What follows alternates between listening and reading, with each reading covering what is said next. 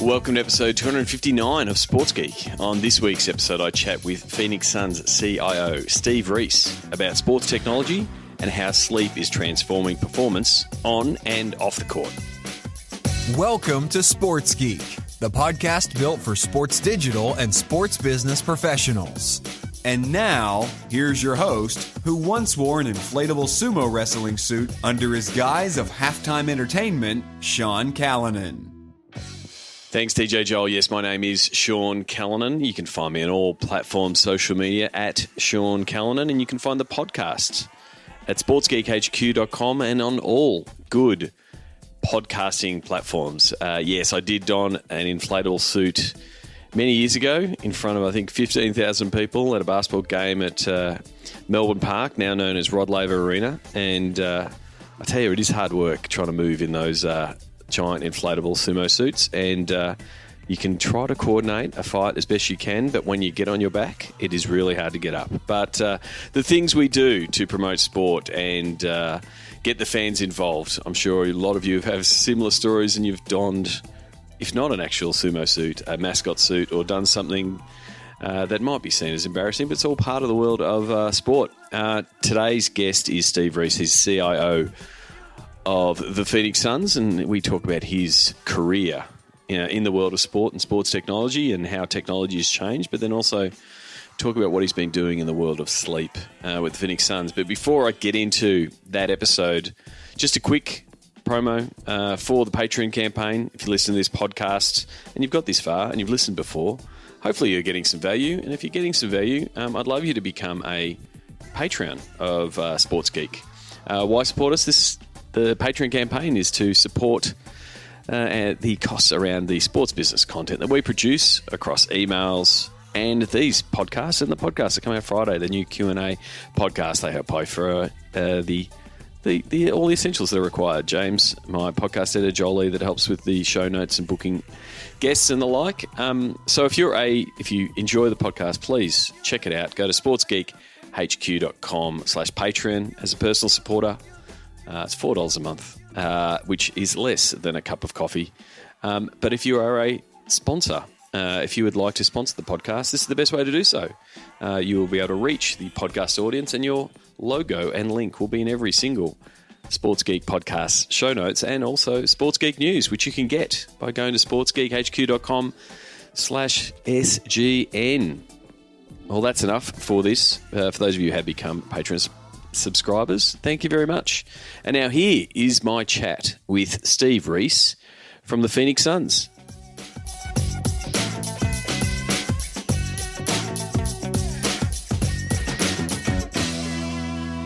Very happy to have a good friend of mine, Steve Reese, the CIO of the Phoenix Suns. Welcome to the podcast, Steve. Hey, wonderful to be here today. Thanks for inviting me. No problems. Now, we know each other via various attendance of the SEED conference, which is obviously the place to go where you're a sports technologist.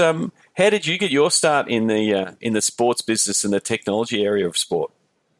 Yeah, I started with the Houston Oilers football team back in 1990, so that places me in the old-timer category. When I started in 90, I was working for an accounting firm, and we were doing some consulting with the Houston Oilers. Yep. And at the time, they had lost every bit of their data. They hadn't backed up in 2 years. They lost all their customer data. Oh, wow. And the interesting thing is that Warren Moon, who was our quarterback at the time, the Cleveland Browns had a game analysis system where what they had detected through it is every time they blitzed Warren, he had a tendency to turn left. So I really honestly can thank Warren Moon for his tendency to turn left, because what it did is started kind of a response by the Oilers to say, hey, they're beating us based on technology. And so we had to counter that. And at the time, there were only 5 other technologists in the world in the sports genre, from everything that I can tell. Yep. And so I ended up being number 6, and they were all in the NFL. And so it was, a wonderful way to start, but it's amazing to see that it just started coming into being, where technology played a role in Cleveland beating the Oilers. And now we look at it, and oh my goodness, how many people are out there that do the same job that I have? So it was special in the day, and it's still special today, but it's a very normal thing. And back in that time, it was not. And so that was as sports started to see the value of technology, the value of IT, the value of backing up. I mean, the amount of times the IT and that everyone wants to be a friend of a geek when there's a disaster. It's like, guys, prepare for the disaster, and you don't need it. And so that was pretty much where you started. You cut your teeth. You were at the Oilers, and then they became the Titans. So you were part of that move.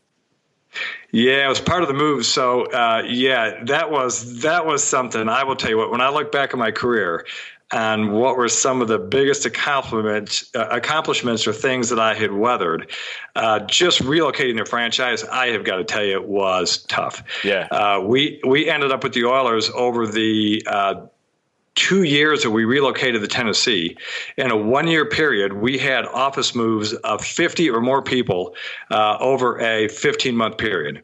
And at that time, naturally, because IT wasn't what it is today with a lot of the organizations, I was a one-man band. Yeah. And so it was just wonderful, to arrive in Tennessee. Just what a wonderful part of the country. And so the move for us was really good. It was great for the family and everybody else. But boy, let me tell you what, I think I only have one of those in my bag during a lifetime. But after that, that's it. But it was a wonderful move to Tennessee. Yeah, nothing identifies where there's problems than moving everything. Oh my goodness! Well, what we had to do is whenever we moved from city to city, we were between 5 or 6 moves within Houston itself. Yep. We had a couple of moves to Memphis. We had several moves within Nashville itself. We had to tear down and be up within 24 hours. And so after you do 15 of these, I got pretty darn good at it. But I don't recommend it for everybody. But it was probably a driver. Later on that we talk about sleep, but it was probably a big driver for that. Yeah. Because the industry is hard. Yeah. And, a lot of times the focus is on players, but there's also so many people behind the scenes that are just working their tails off that most people just don't see when they're watching the game. And that was one of those things that was huge on the backside, but very, very unnoticed. And so you've worked in NFL, but you've also worked at a couple of MLB franchises, also working in the IT technology side. Yeah, I was at the Houston Oilers, Tennessee Titans for about 11 years. And then I had left to start my own business. And what I had done is there was a automotive group within the U.S. that was starting up called Christian Brothers Automotive. And so I had left to open up a store, which was in Nashville. And, honestly, a lot of it was that I just wanted to know what it was like to be an owner of a business, to know if I had what it took to help generate revenue and operate a business and make payroll and have it thrive and have good customer service. And so I did that for about 7 years, was very successful. The business is still operating, very well today. But, I just had missed the collaborative effort of what occurs in sports and what once you dip your toe in the water and, you're part of a team. Nobody really woke up in the morning wondering how Christian Brothers Automotive did, over the last, day. But everybody wakes up in the morning, they open the sports page and they want to see what the team did. So that led me back to Houston with the Houston Oilers. And there I started as their director of IT and was there for close to about 6-7 years. And then at that point, I moved on to become vice president of technology for the San Diego Padres. We're there for 2, and then moved on to the NBA and the Phoenix Suns, and been here for going on my 7th season right now. So it's pretty much a whirlwind between 3 different sports. Yeah, I mean, it's good to get, I guess, almost touch all the bases of most of the major sports in the US. You're now at the Suns, and one of the reasons we wanted to catch up, you intimated before about sleep. Yeah, tell us a little bit about the Phoenix Suns Sleep Boot Camp and how it came about and why it's been a big project for you recently. Yeah, it's really interesting. I had a case about 2.5 years ago, close to 3 years now, where our head athletic trainer, he's now at the Pelicans, Aaron Nelson, wonderful guy, one of the most progressive trainers in the NBA, and I'd say even in all professional sports. And he's really prolonging the career of a lot of people that were toward the end of their career, like Steve Nash and Shaquille O'Neal and folks like that. And Grant Hill, exactly. So he came to me one day and said, I need to fix 2 problems. I need to fix sleep and I need to fix fat. And so at that point, I was just digging into a lot of weird technology, which is part of trying to be an innovator. You just want to just keep your mind open to a lot of things. And so he said, begin to dig into this and see what's up. And so with that, I had my own struggles with sleep. And so this ended up being a wonderfully selfish project to work on. I didn't mind helping him, but this honestly was being motivated by myself and just realizing the toll that the long hours takes on me. So Aaron and I went down the road and we had tested close to 20, 30 different products. We did everything from cranial electrical stimulation to I would have 5, 6 trackers on me at any one point in time. I went through hypnosis. I went sensory deprivation tanks, everything.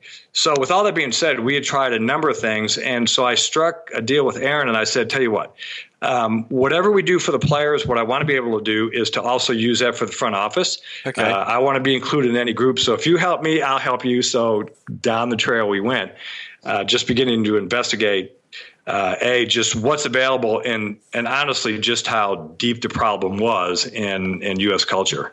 And that's how it all started. And so, I mean, that's where a lot of the high performers are looking for that edge, and guys like Aaron are looking for that, for a tiny edge on the court. How is it accepted in the front office? Because it's a little bit IT meets HR. Like, was there pushback, or like how was it accepted? I mean, you obviously had your own personal reasons to be included in the group, but was it, how was it accepted by the front office and staff? Yeah, that's a really, really good question because, nowadays what happens when you're a technologist, right now we're kind of faced, as an IT group, we're kind of faced with a couple of challenges. Traditionally, and I believe this is changing, but traditionally with a lot of organizations, what they do is say, well, keep the lights on, keep the systems running, but don't get involved in what I'm doing. Let me do my business, which I get. The other thing that comes along is the idea of being an innovator. But when you're an innovator, I'm not quite sure people will understand when they ask you to be an innovator what that means. Because when you really ask about it, it's a matter of, well, I just want some cool stuff. Tell me something I don't know, and that sort of thing. It's bright shiny. Yeah, it is. Give me something shiny, but I don't quite know what that is. So what I began to look at was the fact that you've got to come up with what I would just deem as sustainable innovation. What are those practical things that are right under your nose that maybe we're doing a process a little bit off for this, that, and the other? But the hazard with being an innovator is that when you are successful, then yay, that's great. But in order to be successful, you're going to run through a lot of different failures along the way. And so when you innovate and you embark on something like sleep, I would say that initially there was just a lot of eyebrows raised, looking at me thinking, well, are you kind of crazy? This isn't that big of a deal. But the more we dug into it, Aaron and I found that it's a major problem within our organization, and it's a major problem everywhere. I mean, this is just not a Phoenix Suns problem, but it's a big one. And what we discovered is that close to 50% of all Americans get fewer than 8 hours of sleep. And the minimum should really be somewhere between 7 and 8. Within the U.S. culture, 30% are chronically sleep deprived. 30% of the culture is chronically sleep deprived, where they get 6 hours or fewer of sleep. And so within that framework, we began to look at our organization to say, let's really look at the 30%. And when we began to look at starting this first boot camp, I had a show of hands out of the 21 people that started the first one. And I said, okay, how many people have slept on average over the last 30 days? 6 hours. Not a single hand went up. How many slept 5.5? One hand went up. All the rest of the hands that were up in the air for 5 hours or fewer hours of sleep. So with that, what we wanted to do is to really focus on that group that had 5 hours or fewer. I was 5 hours or fewer every night, honestly. And Aaron Nelson, who was our trainer, was somewhere between the 3 to 4 hour a night sleep. So what we wanted to do is to just really dig hard into that demographic, which I'm just going to guess. When you look at sports in general, and let's just take arena sports, because you have more activities than just the sport itself. You have all sorts of events, concerts, and stuff like that. I would say the number is probably a little bit higher in the 40% range. And so with that come a host of potential medical issues that are down the line. And so being selfishly speaking, so I'm going to raise my hand here. When you're getting fewer than 6 hours of sleep a night, you're going to consume somewhere in the range of about 200 calories or more a day. And that ends up being somewhere in the range of about 15 to 20 pounds a year. And so, when I looked at that, that was the first thing that I was like, oh, my goodness. And then for a male, your testosterone levels are going to reduce to the point where it's going to equal somebody who is 10 years older. So at the time we started, how was I? 57. So I was operating like somebody who is nearly 70 years old. And I would say because I was sleeping 5 hours or less a night, I was probably, testosterone-wise, 70 years old or older. And so with that, I began to think, okay, holy mackerel, we need to take a look at this and begin to look at just all the different side effects that can take place. So for Aaron and I, then the mantra became, let's change the culture. And the one guy who had a huge impact on me is a neuroscientist out of UC Berkeley. His name is Matt Walker. And he's written a wonderful book called Why We Sleep. And I would recommend, if anybody wants to learn anything about sleep, it's a very easy read. I would recommend getting that book. But in Matt Walker's book, he just really addressed a lot of different issues, what becomes a risk for all of us. And so, he points out that your cancer risk jumps by 70%. Your caloric intake gets higher. But then when it comes to us as employees and comes to players, things like time to physical exhaustion drops by 30%. Yeah. So if you're working an event, are you tuckered out by 7 o'clock at night and the game is going till 10? If you're a player, are you gassed by the third quarter as opposed to the fourth quarter? And so those are things that we began to take a good serious look at, because it not only affected the players, but it equally affects the staff. Yeah, I mean, I did read an article recently about that is one of the key problems with the NBA, with the travel and from a player's point of view, being in different cities.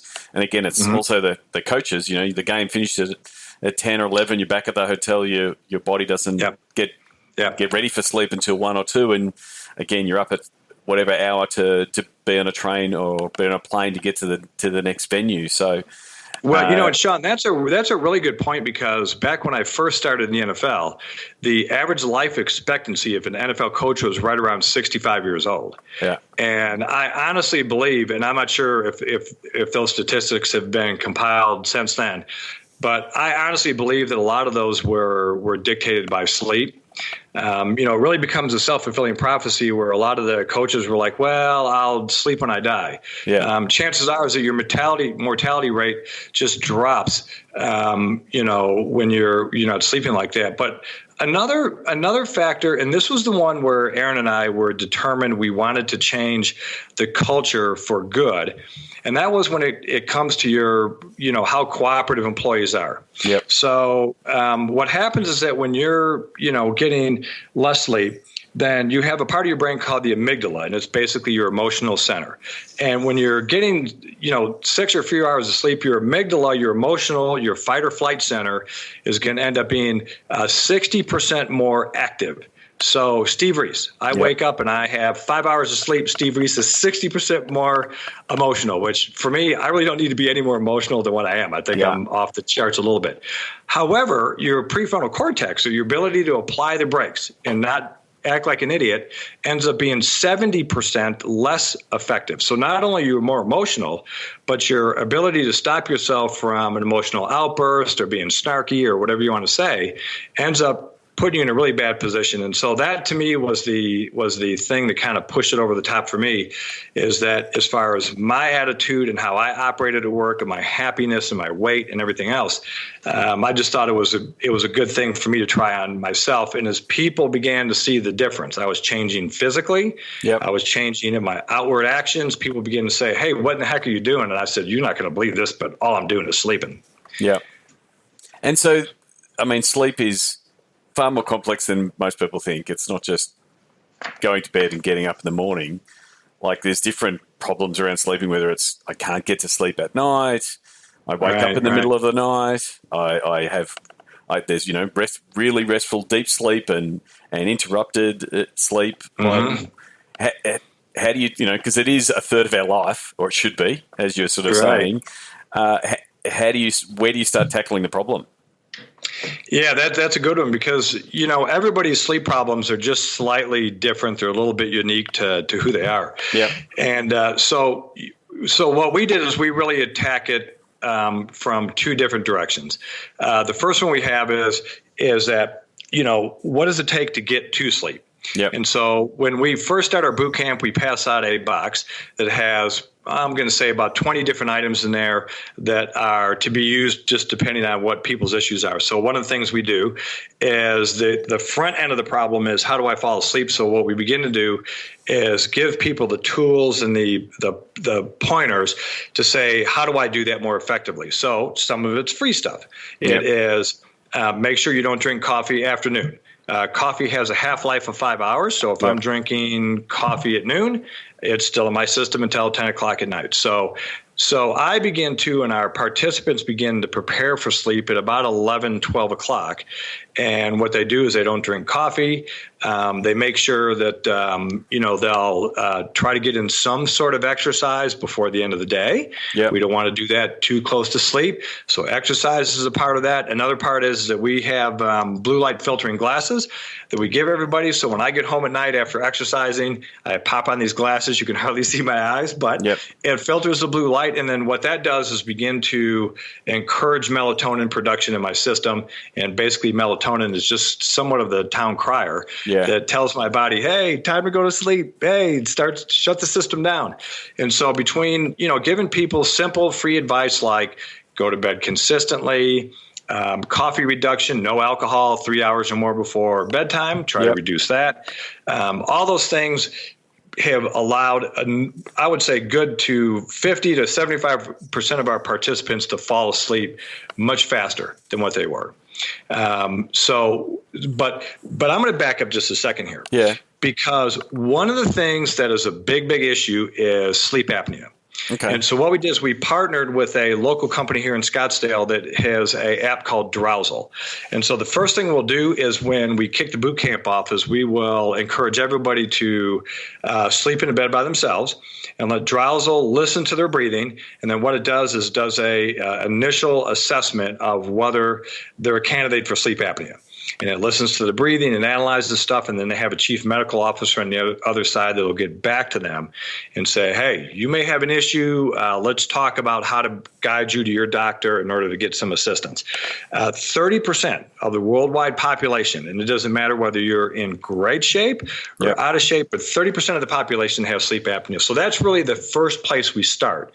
And then we begin to give a lot of tips and the tools in the box to begin to let them learn how to fall asleep faster. And then we have other products that we use that if you're like me, I was a wake up at 3, 4 in the morning, stressed out sort of guy. Yeah, that's me. What tools to use there to get back to sleep? And so we have a product called New Calm that we've used. And it is a wonderful product that uses electromagnetic stimulation on the wrist.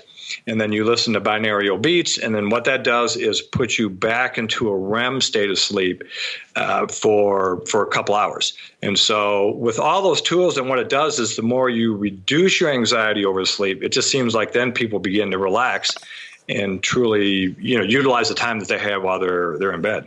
So do you think working with someone like Aaron and effectively rolling out this program for professional athletes that have a majority of their life tracked and also have success indicators that show, they're playing better, performing better, shooting better, all of these things that are tracked, helped you in your process to also do it in the front office and to put some of that tracking in place?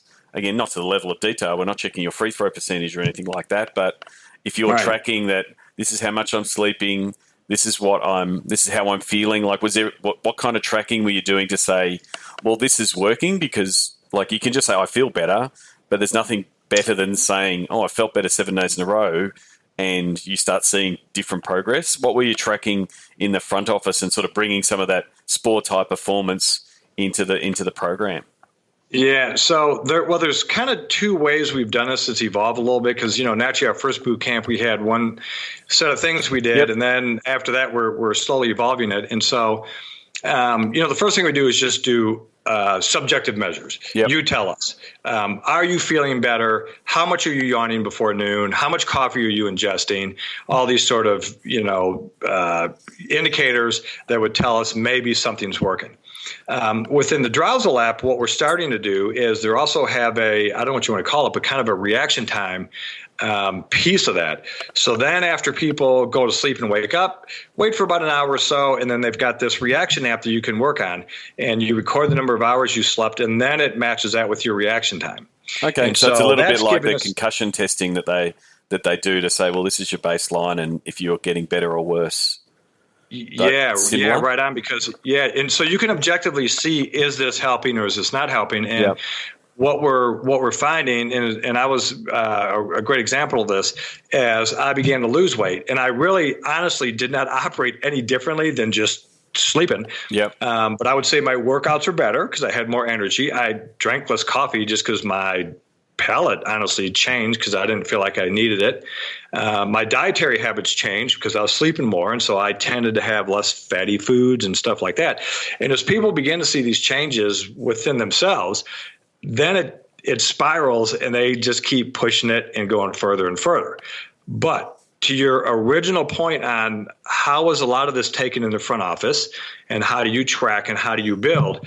Honestly, it's a ground war. You've got to do it one person at a time and win them over one at a time, because early on there was skepticism about it. Mm-hmm. But as time has gone on, it's built and has kind of moved on with players. These are young guys that have all sorts of energy. Yep. And some just feel like, I'm going to be fine. But really the case is that they're not. And, based on an NBA survey and Andre Iguodala, who's with the Golden State Warriors, there was a test done with him where they looked at how did he perform with 8 or more hours of sleep.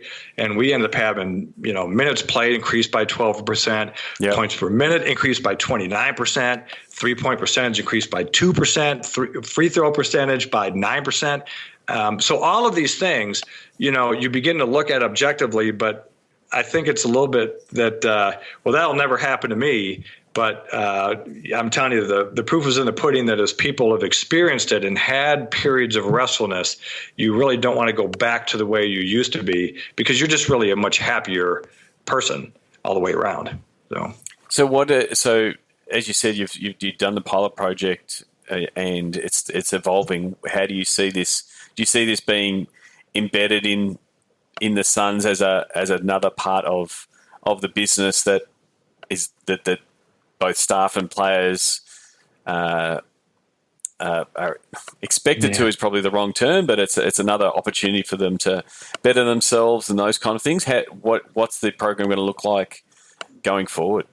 Yeah, so by the time we hit March 1st, at that point, we're going to have close to 45 graduates of the program. Okay. What I see from a number standpoint is that we're building a lot of momentum, and I find that what I believe will eventually happen is that we're going to look at this as our competitive advantage as far as recruitment, and people are going to truly understand when they come to the Phoenix Suns, it's not just about working in a cool sports job, but we also care about you personally and turning you into the best you. Yep.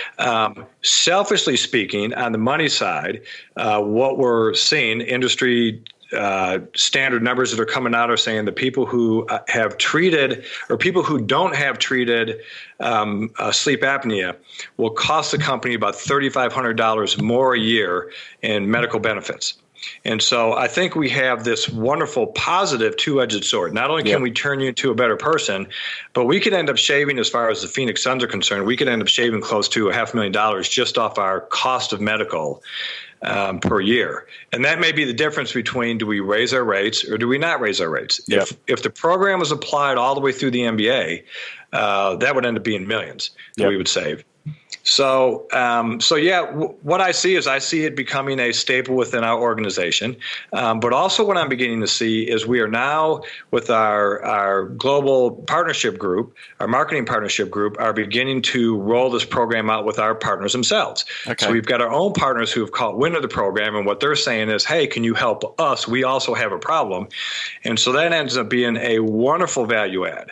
to any of our partners that without it costing them a dime, they can have, take advantage of some of the sleep science that we've discovered here in the sports field and then apply it to our own front office. So we're eating our own cooking, and then we can also help them with it as well. So I see it expanding, honestly, on a much larger scale. Yep. It just has taken time for people to see the results, feel the results, and say, okay, I've bought in. And that's where we're trending to right now.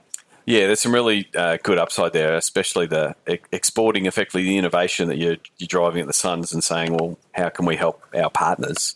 And effectively what you were saying before about, the Suns on the court have long been a place where players would effectively go to because they want to be rehabbed and they've rebuilt careers, right? And Steve Nash, Grant Hill, Shaq, and all of those guys spoke so highly of what Aaron was doing there, and sort of effectively rebuilding them. If you've got that same, if you've got that same reputation in the front office for, how you're feeling about it and what you're achieving in your job, it's only going to be a big win. But I think it is falling into that employee wellness piece and understanding if you've got happy and healthy employees, it's definitely a big one for the bottom line. Yeah, and the important thing for us too has been it's been a really rough 10 years. Yep. Team has not performed well. We've struggled on the court, and naturally, when you struggle on the court, you struggle a little bit off the court. Just because everybody wants to be part of that winner, you want to, it just uplifts the office and everything else. And I kind of feel like through my years in sports that when the front office is just a little bit better, it just has a profound impact on the sports. And the difference between winning and losing is a lot of times just inches or fractions of an inch. Yep. And so as a front office, and you've seen many more teams than I have, but when a front office is together and a front office, they're all rowing in the same direction, it makes you as a team just a little bit better. The players feel it through the trainers, through the equipment guys, through the coaches. You mentioned coaches not sleeping enough. I mean, that's a huge one. I had a funny incident back in 2000. So I was with the Tennessee Titans. We go to Super Bowl 34, lost to the Rams. It's that point, St. Louis Rams. Yep. And so I had my end of the year meeting with a bunch of the coaches. And so I sat with our defensive coordinator at the time. And so we had done a bunch of stuff that year. And so one of the things we'd done is put this big fancy video system in that had saved the coaching staff and our video staff hundreds of hours in just slicing and dicing video. So I asked Greg Williams, who was our guy at the time, and I said, so what have we done good? What have we done bad? And the thing that he pointed out good was, he goes, I just got so much better sleep because of that video system, because it did so much work that I used to have to stay in the office to do, that I went home and slept. And he said the end result was I just felt like I coached better. I related to our players better. And that thought had stuck into my mind for years and had never lost. And so I was honestly mad at myself when I headed down this trail and discovered how well it worked on me, because I'm like, I was given that answer 18 years earlier and just had failed to act on it. And in a world where everybody's looking for low-hanging fruit, let me tell you, this is the low-hanging fruit. There's not much out there. This is right in front of our very eyes. And this is something that every organization, whether you're in sports or not, can do in order to take their culture and flip it upside down and have really some of the most focused, happy employees on the planet. It is a culture flip, though, because normally when someone gets an hour back, they see it as a way to fill it with other things. And they don't never think that sleep is the thing that they should use that hour for. And, I had somebody when we kicked off our current boot camp a couple of weeks ago. And so we're kicking it off and we're passing stuff out. And I had this gal look at me and she goes, Steve, what did you notice? Like, what did you notice in yourself? She goes, everybody could see the change in you physically. I mean, I'd lost 25 pounds. I lost close to 6% body fat. And for a 59-year-old to have 9% body fat, I'm like pretty darn proud of that. That's exciting. Yeah. I'm going to hold on to this as long as I can. But she said, what was the biggest change that you noticed? And I said, my ability to handle interruptions and re-engage in my work. So I said, prior to this, after I gauged to figure that I had an interruption every 8 minutes or less. And so when somebody knocks on my door and says, hey, Steve, can I talk to you about something? I turn to them, then go back to my work. Yep. Well, every time you go back, and I believe Microsoft even came up with a number on this, that every time you're interrupted, it takes you anywhere between 15 to 20 minutes to get back re-engage into the fully. task. Yeah. Right, to get back to it. And I told her, I said, you know what? My ability to happily engage with the person that's coming to my office and then turn and focus and pick back up within about a minute or two, I've got to tell you, that's what I noticed. And so I think just from a standpoint of being able to handle the constant interruptions we all deal with, that in itself made it well worth it. So if there's people listening that are probably nodding their head going, yes, I have 5 or 6 hours sleep a night, what would you say should be their first steps if they wanted to correct their sleep and I guess claw back some of that sleep debt that they're probably racking up? Yeah, the first thing I would do is I would make sure that they verify that they do not have obstructive sleep apnea. Okay. We ended up having a very high percentage in our study group, and it was shockingly high. And so, with that being said, I would first check to make sure you don't have that, because you can do all the other things in the planet to sleep well, but if you have sleep apnea, it's a showstopper. Okay. None of the other things will necessarily help. Second thing would be is I would say, and I know this is going to sound silly, but it's to have the commitment to just look at yourself like a lab rat and say, okay, I need to study me and figure out what works best. Yep. So if I had to just point out simple things, it would be like go to sleep at the same consistent time every night, if at all possible. Now, for people like us, sometimes we can't. Yep. But I would say try to go to sleep as much as you can. Reduce your coffee intake, like stop after 11 o'clock or noon, just like stop. Yep. Reduce your alcohol intake after probably 6 in the evening. If you're going to bed at say 9 or 10. Yep. And I would just maybe reduce that. Taking a hot shower. So this is real funny. So one of the apps I had from a company called Sleep Score Labs was monitoring my sleep. And so it comes up and it says, Steve, if you turn your temperature down in your room 2 degrees, you'll probably sleep a lot better. And so we did.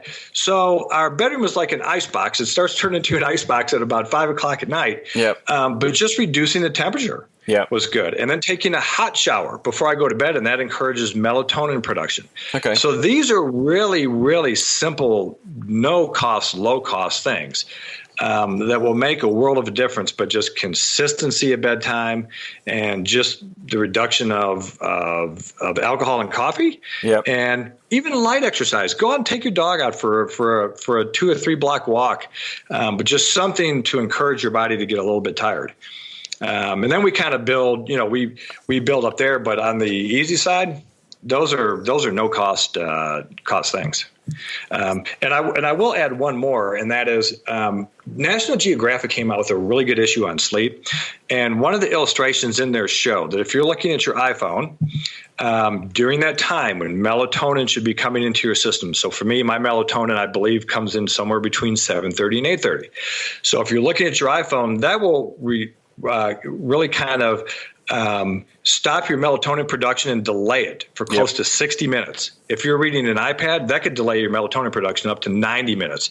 So that's where I would say get the blue light filtering glasses if you're going to do that. And I still read my iPad at night, but I've got blue light filtering glasses on. And I'm now falling asleep on average within 10 minutes. Before I was falling asleep with an average of about an hour and a half. Terrific.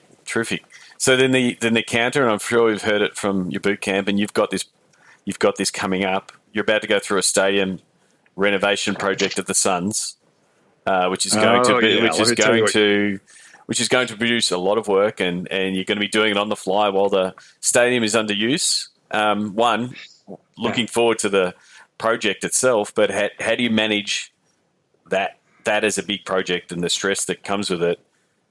And sleep, because is that the standard counter that you get? But Steve, I've got this big project. Yeah. It's I'm glad I learned all what I did, because I had such bad habits that they really don't heal themselves. Yep. And when you jump into the stadium project, it's not going to make things better. It's going to make them exponentially worse. I can continue to keep my same routine. I have to make some adjustments. My fear is is that I'm motivated to keep my sleep well, because when you go through, and this is going to be my second major stadium training facility build and rebuild. Yep. I did it first with the Titans when we moved. And that is that poise and your ability to be nice and congenial is at a premium when you go through this, because a lot of folks are going to be underslept and overstressed.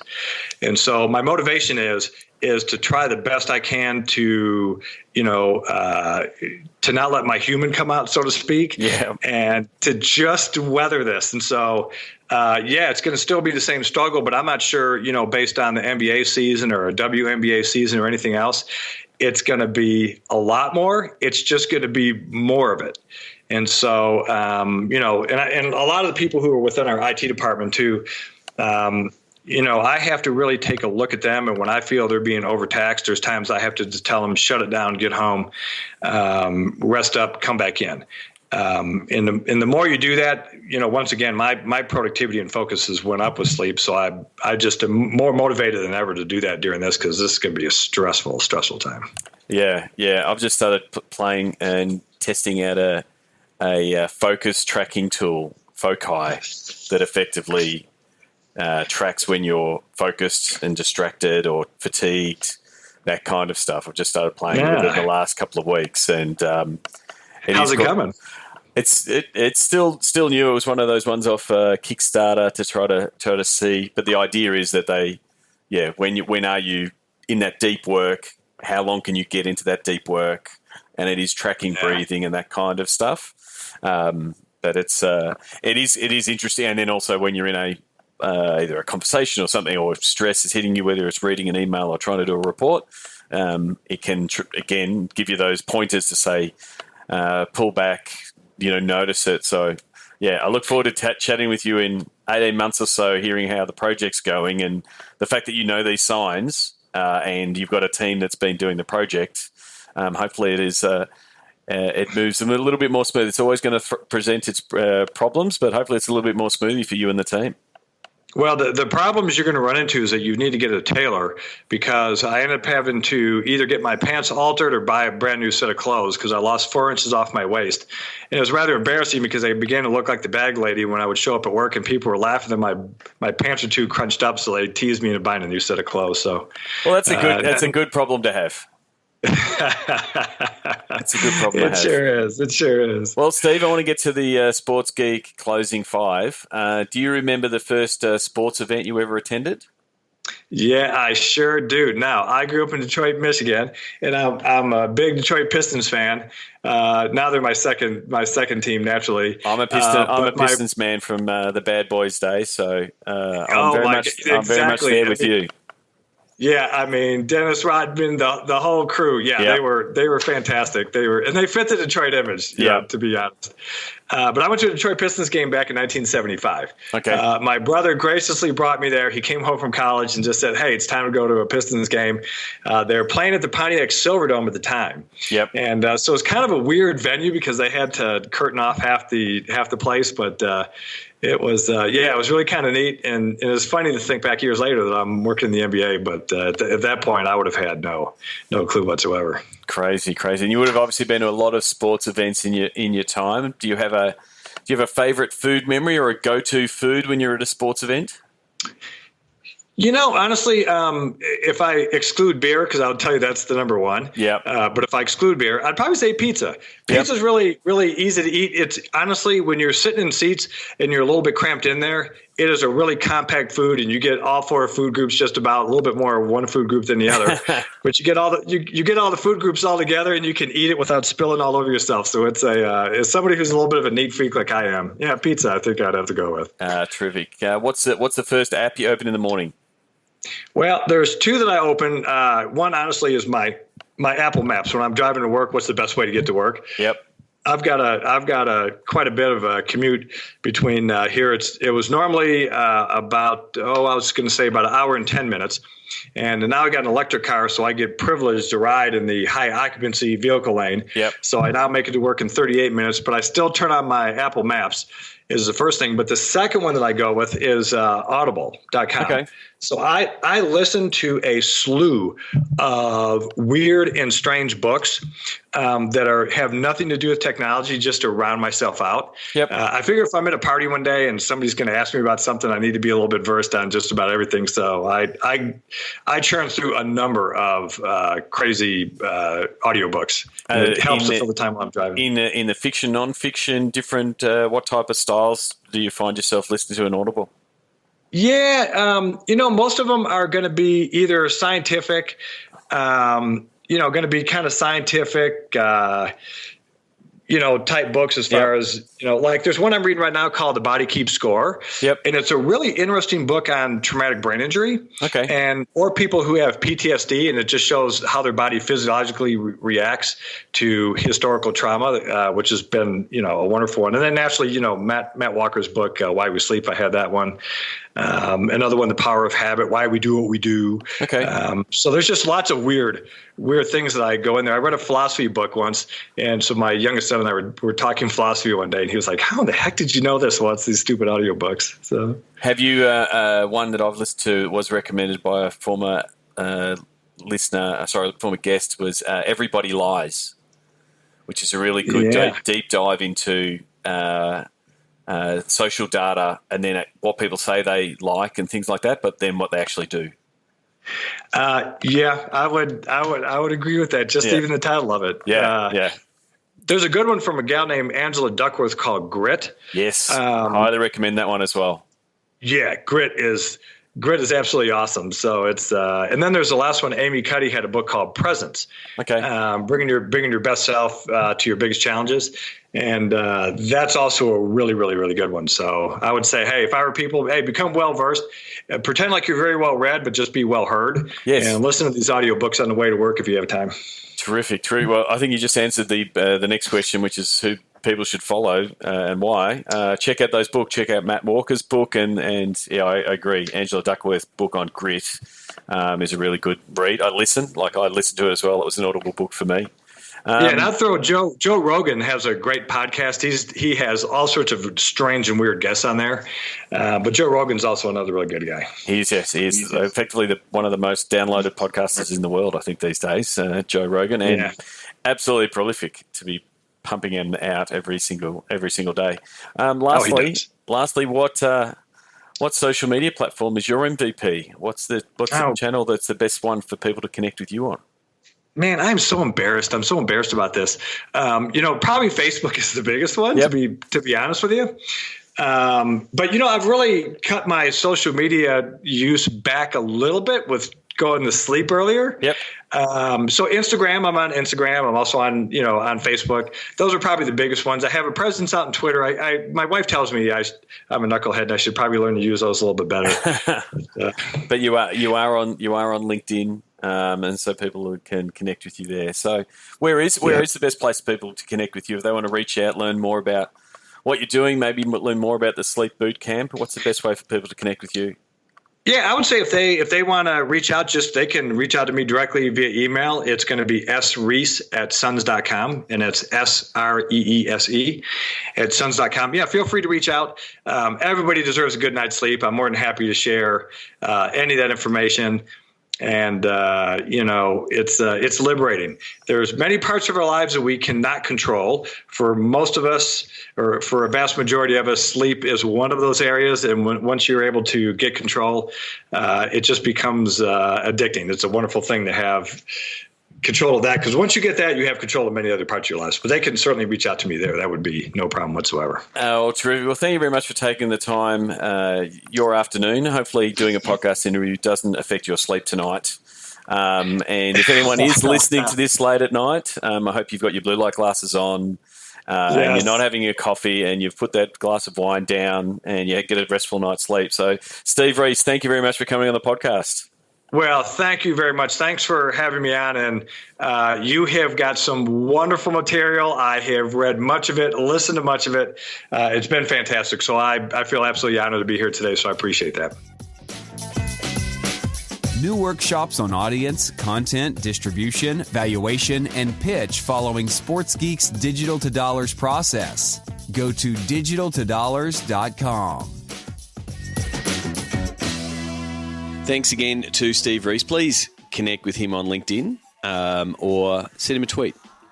Stephen Reese on the Twitter. But as I say always, please connect with my guests on LinkedIn. Tell them that you listen to the podcast and reach out and find out a little bit more and maybe get a good night's sleep. I know I've been making an effort, Steve, since our interview, since our catch-up, trying to get a few more Zs or a few more Zs, as I would say in this part of the world, and feeling a lot better for it. Before I wrap up, just want to talk to you a little bit about how digital to dollars is being adapted for different clients. For those of you who are listening for the first time, digital dollars is our process to bring revenue from your digital efforts. It's across 5 pillars: know your audience, know your content, know your distribution, know your value, and know your pitch. And so it works across for any sports rights holder, really, whether you're a league, team, stadium, coach, personality, or even just a business. One of the implementation we're doing at the minute is running digital to dollars as a webinar series for a bunch of teams, for an organising body, to bring them all up to speed. So it's to help them raise the bar, start looking at the way they're tackling digital. And really, for this case, for the online, it really does work well to bring people up to speed on what they should be doing. So yes, if you're interested in digital dollars, check it out, digitaltodollars.com. Happy to have a chat about how we can help you, whether you're early in your digital process and trying to figure out how to best reach your audience and connect with them and engage with them and understand which platforms you should be on. Or if you're more advanced and you've got a good content team and a digital team that's cranking out a lot of great stuff, and you need to help with that disconnect between your digital content team and your commercial team and help them to understand how to commercialize it. That's sort of the back end, the know your value, know your pitch. So reach out, Sean at sportsgeekhq.com. Happy to discuss it. Don't forget, we've got new Q&A episodes coming out every Friday. What I do need from you listeners is questions. Getting questions coming in via LinkedIn messages, Twitter DMs, some via email. If you've got a question or you want me to dive in deeper on a topic that I may have discussed, whether it's something like that I've discussed with Steve Reese today or other topics, if you've got a question from an episode, please, it's a perfect chance to dive in a little bit deeper. Some of the questions so far have been on sponsorship, platforms, answered about TikTok, which, funnily enough, you put TikTok in the title and the episode starts trending in the Hong Kong iTunes charts. So that's always good. Had discussions about esports, sustainability. So those episodes are coming out every week. Trying to keep them under 10 minutes, make them easy and short. If you commute near the end of the week, you can send me a question, Sean at sportsgeekhq.com. I would love to answer your questions. Until next episode, don't forget, you can support our podcasting efforts and our email newsletter efforts by going to our Patreon page, sportsgeekhq.com/Patreon, Patreon. If you misspell it and say patron, it'll also redirect you there, sportsgeekhq.com/patron or Patreon, either or. I'm here to help you with fat fingers. Until next episode, my name is Sean Callanan, and you've been listening to Sports Geek. Join Sports Geek Nation access to exclusive Slack and Facebook groups with regular Q&A sessions with Sean Callanan. Go to sportsgeeknation.com to join. Need help with your digital rate card? Not sure how to price your assets? Is there a disconnect between digital and commercial? That is where Sean works best, in digital divorce counselor mode. Book a time for a call with Sean to discuss the Sports Geek process. Go to sportsgeekhq.com/phone call. Go to sportsgeekhq.com for more sports digital marketing resources.